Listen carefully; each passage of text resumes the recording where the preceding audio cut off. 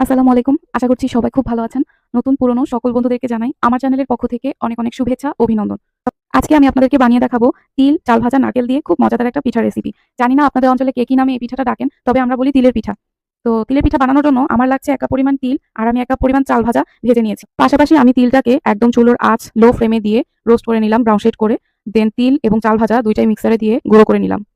এই যে আমার গুঁড়ো করা হয়ে গিয়েছে, কোনো দানা ভাব থাকবে না। এবারে আমি তিলের পিঠার ভেতরে যে পুরটা দিতে হবে সবগুলো নারকেল, গুড়, চিনিও দিব পরিমাণ মতো, যে যেরকম মিষ্টি খেতে পছন্দ করেন সেই অনুযায়ী। তবে গুড়টা দিলাম টেস্টটা বেটার আসার জন্য। তো নারকেল যখন আমি কোড়ায় নিছিলাম, নারকেলটা বেশ পুরনো হয়েছে, যার কারণে ছোলাগুলো কেমন একটা উঠে, উঠে আসতেছিল। যতটা সম্ভব হয়েছে বেছে নিয়েছি। নারকেল দেওয়ার পরে এর সাথে দিয়ে দিব গুড়। গুড়টা একটু ভেঙে নিচ্ছি।